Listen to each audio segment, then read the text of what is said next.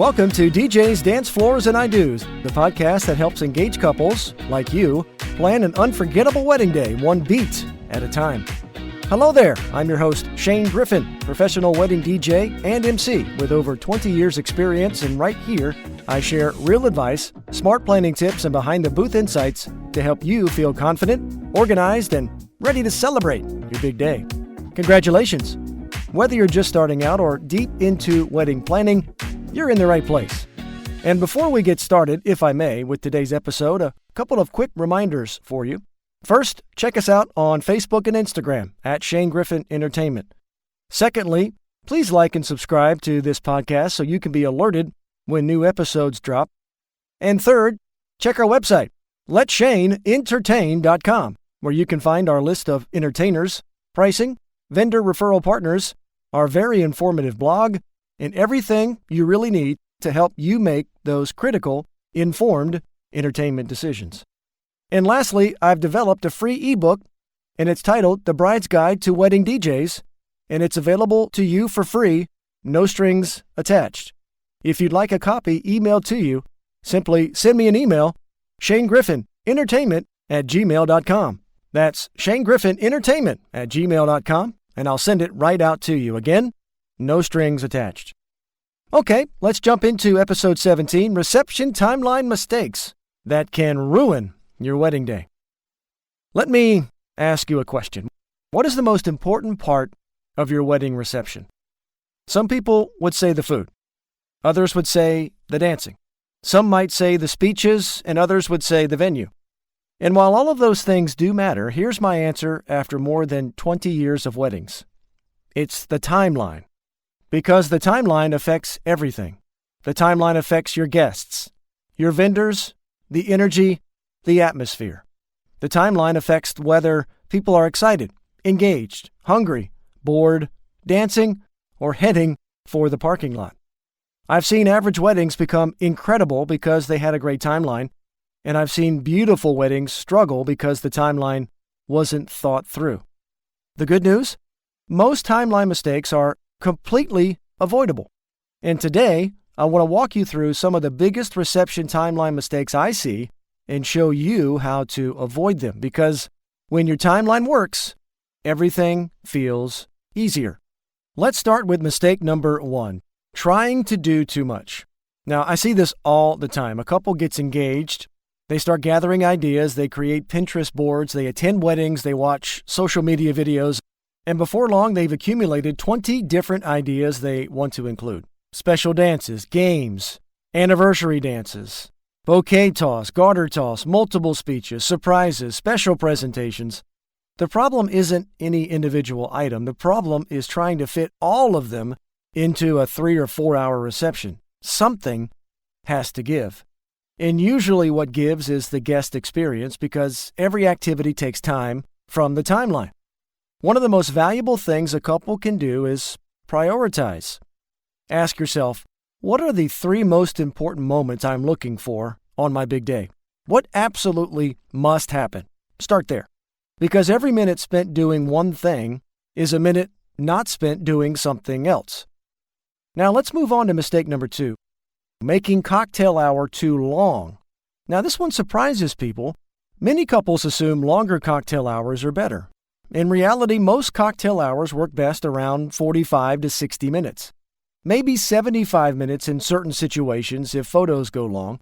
But once cocktail hours start stretching forward 90 minutes or even longer, guests begin wondering what's happening. They're ready for the next phase. They're ready for the introductions. They're ready for the dinner. They're ready for the celebration to move forward from cocktail hour. I've seen weddings where guests spent nearly 2 hours waiting for the reception to begin. And you can feel the energy slowly fading. I'm telling you, momentum matters. And one of the keys to a great wedding is keeping things moving, not rushed, just moving along. Like what you hear so far? Then give us a like, please, and be sure to subscribe. If you're a newly engaged couple, congratulations, first of all. This podcast was built specifically for you, DJs, Dancefloors, and I Do's. Today, we're discussing reception timeline mistakes that can ruin your wedding day. Let's talk about mistake number 3, starting dinner too late. This is especially important for evening weddings. Think about your guests for a moment. Many arrived early, many traveled. Some participated in the ceremony. Many have been celebrating for hours, and they're hungry. Hungry guests are rarely happy guests. One of the simplest ways to improve the guest experience is making sure dinner happens at a reasonable time. If guests spend hours waiting to eat, their patience starts to wear a bit thin. And once guest frustration begins to build, it's difficult to then reverse it. The exact timing varies really from wedding to wedding, but generally speaking, don't underestimate the importance of feeding your people. People remember great meals, but they also remember being hungry. Now let's move on to mistake number 4. Too many toasts. I know, this one can be controversial because toasts are important. They create meaningful moments. They celebrate relationships. They create memories. But there is a point where too much becomes too much.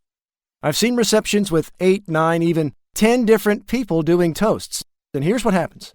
The first speech gets everyone's attention. The second gets most people's attention. By the 6th, people are checking their phones. They're going to the bathroom, heading to the bar. Their attention is gone. A good rule of thumb, keep speeches concise. Focus on quality rather than quantity. Guests would much rather hear 3 great speeches than 10 average speeches. Now let's talk about another major timeline issue. Mistake number 5, we talked about this in last week's episode, not building buffer time. This is one of the biggest mistakes I see. Couples create timelines assuming everything will happen perfectly down to the minute. Hair and makeup will finish exactly on time. Photos will stay on schedule. Transportation will arrive precisely when expected. Family members will always be where they're supposed to be. Unfortunately, you know and I know, real life doesn't always cooperate. That's why buffer time matters. Buffer time reduces stress, absorbs delays, gives everyone room to breathe. And trust me, wedding days move much faster than you think. The couples who enjoy their day the most usually aren't the ones with the tightest schedule. They're the ones with enough flexibility to enjoy the moment. Now let's move on to mistake number 6, starting open dancing too late. This one may be the biggest dance floor killer of them all. I've seen receptions where introductions happen, then dinner, 6 speeches, cake cutting, parent dances, special presentations, and suddenly it's 9 o'clock before the dance floor even opens. At that point, you have lost valuable momentum. Remember, guests arrived ready to celebrate. Energy is highest early in the evening. As the night goes on, people start to get tired, and some of them start to leave. Older guests will head home. Families with kids, they take off. Out-of-town guests get tired and are ready to go back to the hotel. If dancing is important to you, don't wait forever to start it. One of the most effective reception timelines gets formalities completed efficiently and transitions into open dancing while the room is still full. The earlier you create momentum, the easier it is to maintain that momentum. Now let's talk about mistake number 7, the sunset photo conflict. I just had this happen a few nights ago. This is especially important here in Charleston. Charleston sunsets can be stunning. Waterfront venues, historic venues, oak trees, marsh views, you get it. Golden hour photography can be incredible, but here's the challenge. If sunset photos aren't planned properly, they can absolutely disrupt the entire reception timeline. I've seen couples disappear for 45 minutes during the busiest part of the evening. And again, it just happened to me a few nights ago during a wedding. Guests are left wondering, where did B&G go, the bride and groom? The dance floor loses momentum because, trust me, brides, if you're not on the dance floor, most of the time others will not be on the dance floor. The room just kind of feels disconnected. Now, I'm not saying don't take sunset photos. You absolutely should here in Charleston. They're often some of the best photographs of the entire day, but do plan them. Coordinate with your photographer. Coordinate with your DJ. Coordinate with your planner. Know when they're going to happen. Know how long they're going to take. The goal is capturing beautiful photos without bringing the celebration to an absolute halt. Now let's move on to mistake number 8, poor vendor communication. This is a big one. Your timeline isn't just for you, it's for everybody. Your DJ needs it, your photographer, videographer, planner, caterer, venue, they all need it. The best weddings feel effortless because everybody is working from the same plan. When vendors aren't aligned, problems occur. The photographer may miss an announcement. The caterer may not be ready for dinner. The videographer may be in the wrong place. Communication solves most of these issues before they occur. That's why I always encourage couples to have a final timeline meeting before the wedding. We here at Shane Griffin Entertainment do a planning call 2 weeks out to build out the DJ timeline, and then we send that to you for final review the week of your event to make sure we're on the same page. You want to make sure everybody is on the same page. So review the details, confirm the plan, and ask questions. The more clarity you create before the wedding, the smoother things tend to run. As I always say, the success is in the prep. Would you like a free copy of my ebook titled The Bride's Guide to Wedding DJs? Just simply send me an email, shanegriffinentertainment@gmail.com. This free 8-page guide will help you immensely as you're making those critical entertainment decisions, and there are no strings attached. Just send me an email, and I'll send you that free 8-page guide. Now, let's talk about mistake number 9, ending too early.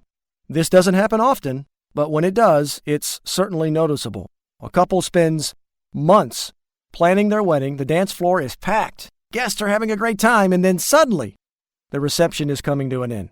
Here's tonight's last song of the night. People look around and say, "That's it?" That's actually a great problem to have. It means people were enjoying themselves, but it's still something worth considering during planning. When deciding how long your reception should be, think about your guests. Think about the venue, and think about your priorities. If dancing is a major focus, make sure you're giving people enough time to enjoy it. Now, before we wrap up today, let me tell you what I think a strong reception flow looks like. Now, every wedding is different, and there's no perfect timeline, but generally speaking, a successful reception tends to follow this natural progression. Guests arrive. This is for a reception only. Cocktail hour begins. The introductions then happen after the cocktail hour, and then usually into either the special dances and a blessing or right into dinner. Formalities are completed on the front end, and then the focus will shift to the celebration. Simple, organized, and intentional. The goal isn't packing as many activities as possible into the night. The goal is creating an experience that just feels natural. An experience where guests aren't wondering what's happening next. An experience where the energy builds during the course of the night. Because when a timeline works well, guests don't notice it. They simply enjoy themselves, and that's exactly what you want. Now, before we finish today, let's review the biggest timeline mistakes we've discussed. Trying to do too much. Making cocktail hour too long. Starting dinner too late. Having too many speeches. Not building buffer time.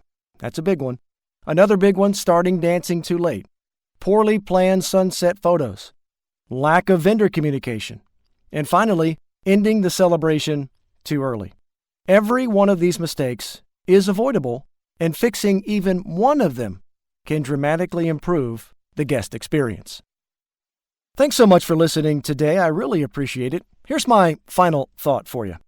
Your reception timeline is more than a schedule. It's the roadmap for your entire celebration. When the timeline works, the wedding feels effortless. Guests stay engaged. Vendors stay coordinated. Energy stays high. So take the time to build a thoughtful plan, then communicate it clearly, and leave room for flexibility. Trust me, your future self will thank you. Thanks for listening to DJ's Dance Floors and I Do's. If today's episode helped you feel more confident about your wedding entertainment plans, I'd love for you to follow this podcast, leave a review, or share it with someone that is newly engaged. Our goal here is to provide free, unbiased content to help you make better entertainment decisions. DJ's Dance Floors and I Do's is a presentation of Shane Griffin Entertainment, produced by Rob Duran. Check us out on social, Facebook and Instagram at Shane Griffin Entertainment, and also visit our website, letshaneentertain.com. Another reminder about the free ebook titled The Bride's Guide to Wedding DJs. To request a free copy with no strings attached, simply send me an email, shanegriffinentertainment@gmail.com. That's shanegriffinentertainment@gmail.com. Join us here for our next episode, number 18, Questions Couples Forget to Ask Wedding Vendors. Until then, cheers!